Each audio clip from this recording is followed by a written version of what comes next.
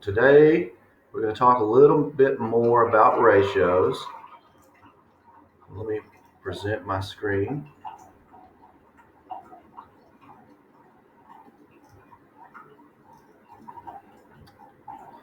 All right. Can you let me know when that pops up? Yes. All right. Good deal. So like I said, we're going to talk about ratios a little more. We'll use some diagrams today.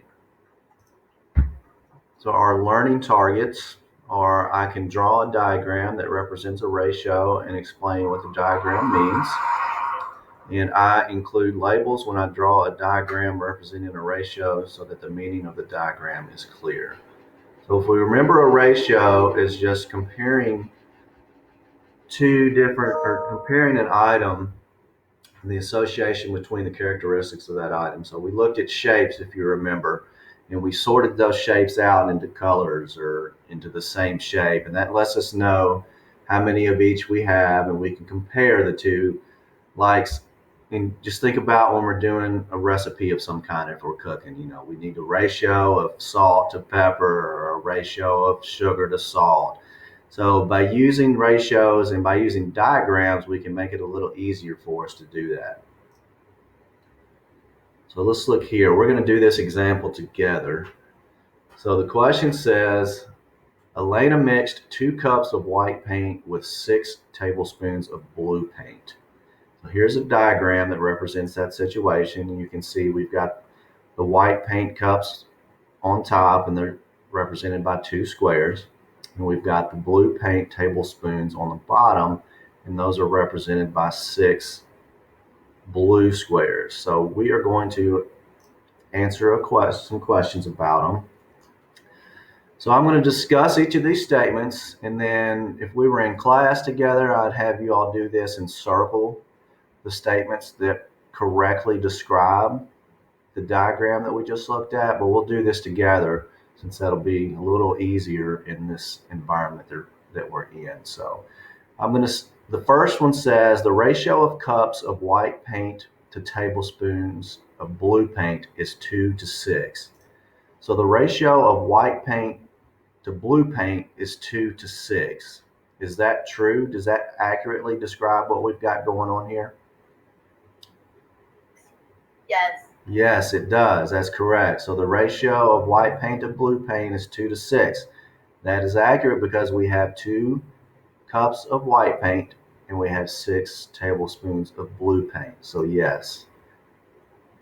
So let me circle that one.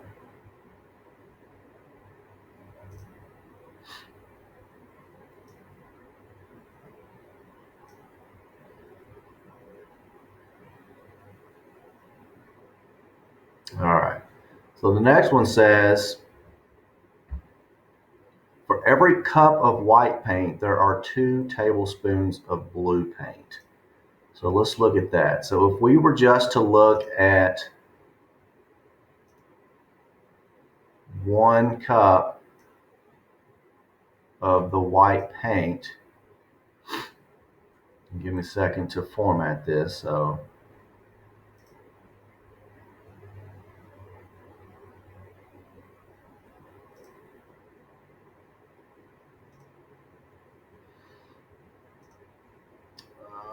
let's see.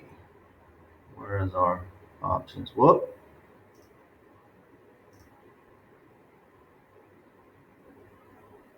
Format.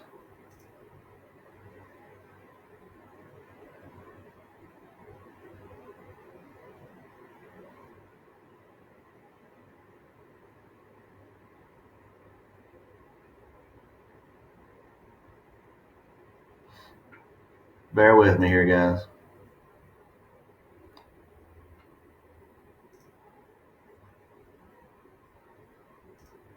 All right, there we go. So if we were just to look at 1 cup of paint, let's go back to our question since that took me forever. So for every 1 cup of white paint, there are 2 tablespoons of blue paint. So if we were to just look at 1 cup of white paint, is it accurate that we only have 2 tablespoons of blue paint here?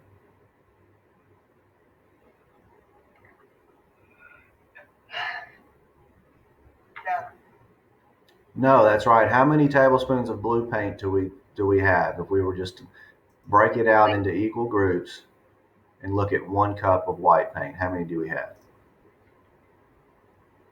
I think you said it. 3? That's Yeah. right. All right, that's right. So we know letter B here is not accurate. So let's look. Let me format this guy real quick.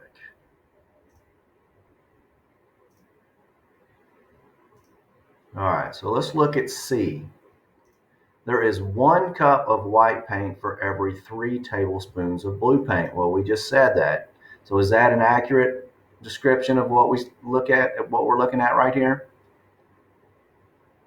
Yes. Yes, we have 1 cup of white paint and 3 tablespoons of blue paint. So that is accurate. So let's circle that one.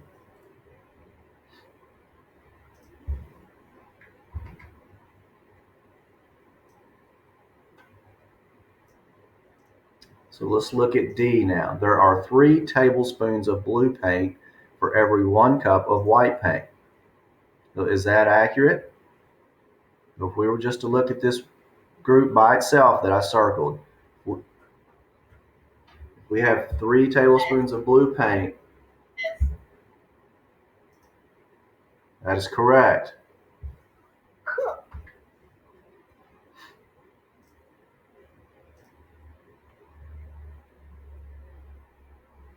So we can circle that one. All right, let's look at E. So for each tablespoon of blue paint, there are 3 cups of white paint. So let me try to manipulate this a little bit. Actually, let me do this.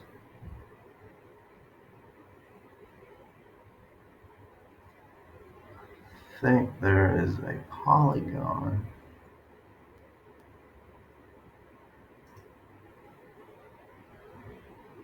Well, anyways, so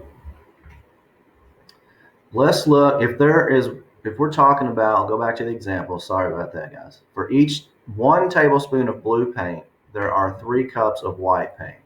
So if we were to look at this example again, we broke them into equal groups. If we were only to look at 1 tablespoon of blue paint, do we have 3 cups of white paint? So if I was to take this blue one, this group by itself, and then I was to break that down further and just break out 1 blue paint, would we have 3 white paints there? No. No, so we can't circle that one. So let's look at F. So for every 6 tablespoons of blue paint, there are 2 cups of white paint. So for every 6 tablespoons of blue paint, there are 2 cups of white paint. Is that accurate? Yes. Yes.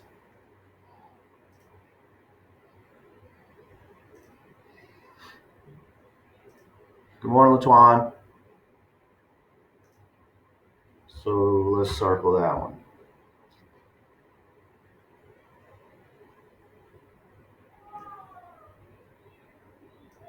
All right, the last one here. The ratio of tablespoons of blue paint to cups of white paint is 6:2. So let's go back to our diagram. So the ratio here, is it accurate to say that the ratio of blue paint to white paint is 6:2?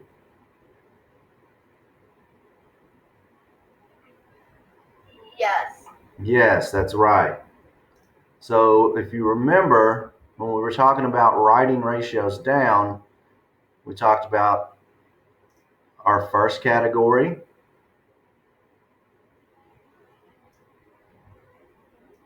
goes with our first blank. Oh, sorry, this is our first category. Goes with our first blank. Then our second category goes with our second blank. So our first category is blue paint. So we need to count the number of blue paint. And we see we have 1, 2, 3, 4, 5, 6.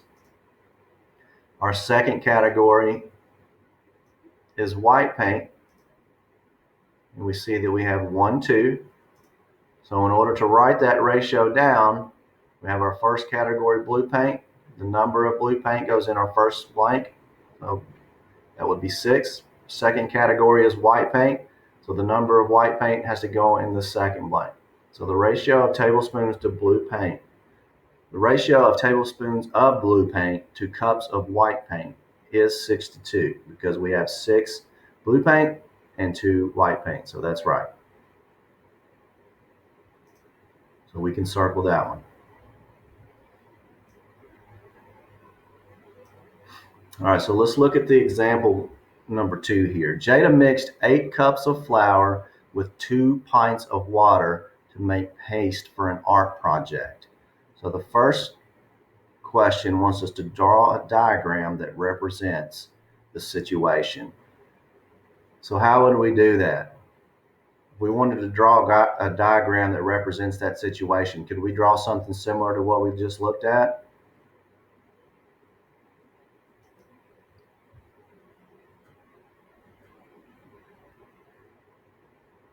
Do we need to draw an actual cup of flour and an actual pint of water to look at this ratio and to draw a diagram here? Yes.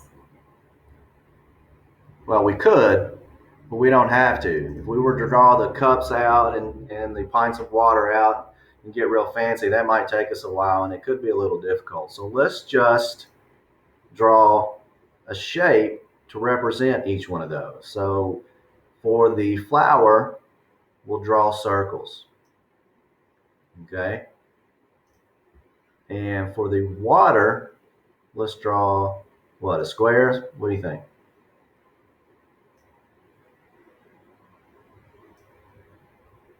All right, so how much flour do we have? If this circle represents 1 cup of flour, how many circles do we need?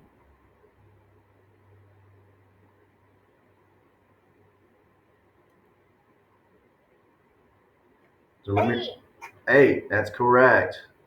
Thank you, Linus. Good job. So let's make 8 copies of that. 4, 5, 6, 7, 8. All right, and then we'll move these so we can see them a little better.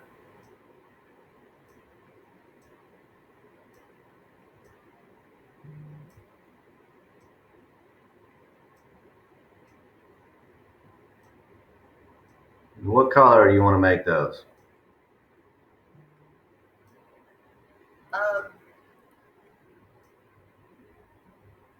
Orange. Orange? All right, let's see if we got some orange here. All right. So if our square represents the pints of water, how many squares do we need?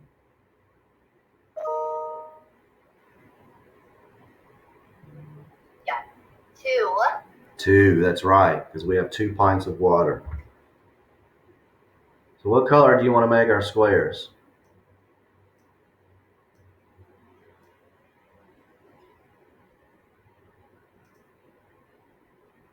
Blue. Blue with the law. Which color? Blue. Blue.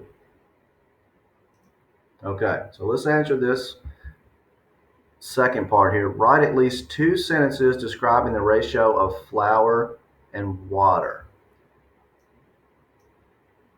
So let me move these up and then we can write a sentence. Does anybody remember how to write a sentence describing ratio? I'll tell you what, I'll write one and then we can write the second one together. So if we're writing a sentence, there are 3 different ways to write a sentence describing a ratio. So one is, so in this example, we're describing the ratio of flour to water. So how many cups of flour do we have? How many circles do we have? We have 8. Now how much water do we have?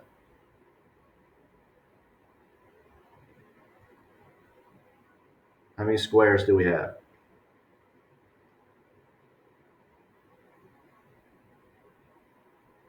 2. 2, that's right. So our sentence is going to be describing the ratio of flour to water. So here's one way to write that. The ratio of, I'm just writing this kind of simple. If we were to write it out, it would be, well, I'll just go ahead and write it out since I'm typing. The ratio of cups of flour, I'll make this bigger in just a second, to pints of water is what? Can anybody answer that?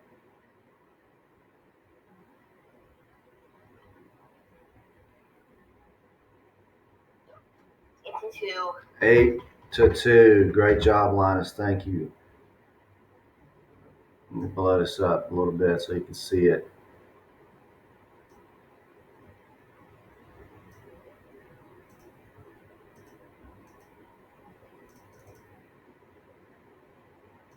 All right. So another way to write that, basically saying the same thing.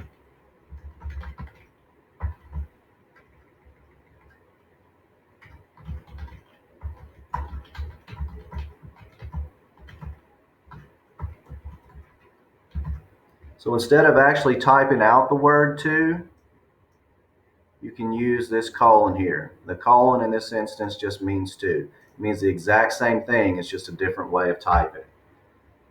So can anybody tell me another way to write this? Let's look back. Let's look back at our examples in question number 1. So for instance, let's look at this one.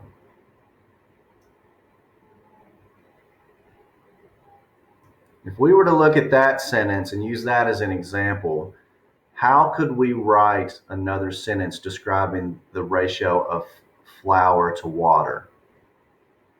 Can anybody tell me?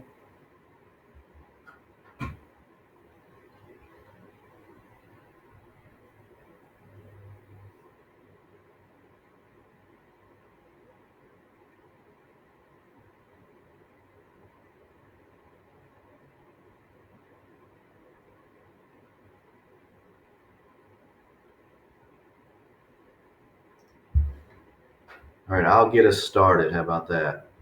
All right, for every 8 cups of flour, there are what? Can anybody finish that sentence for me?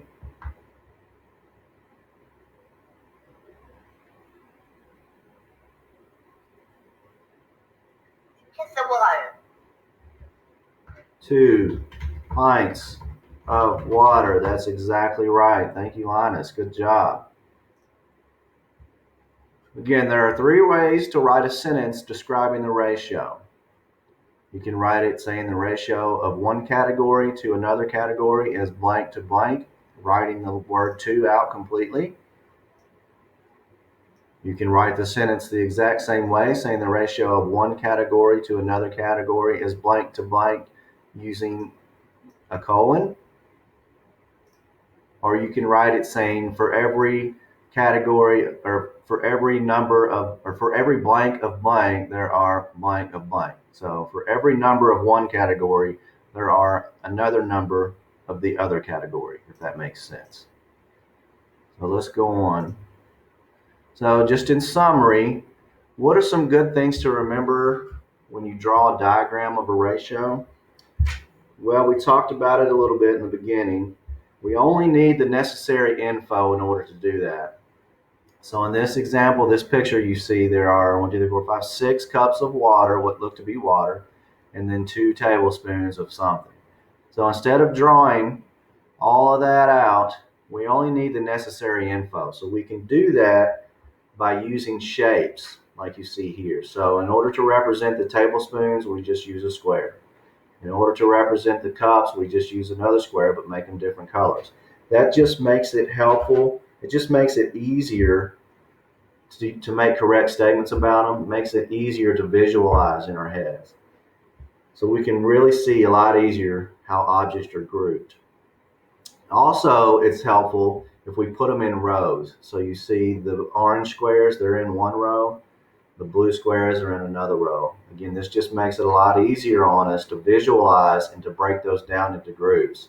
Whereas if we had to look at these cups and the actual tablespoons and the actual cups drawing, it would take us a little bit longer to get through that. We could do it, but it would be a little more difficult. So why do we want to do things that are more difficult when we can do them easier? I don't know. So we make objects to represent what we're trying to describe together. So it just makes it easier to use a diagram. And the diagram, again, being what we've looked at. So these squares here that we looked at is a diagram. These circles and squares that we looked at is also a diagram. And these squares down here are a diagram to represent the cups and the tablespoons. All right. So I'm going to post an exit slip here shortly. It'll look similar to this with some little kitty cats on it. So that is our lesson for today on ratios. Does anybody have any questions for me?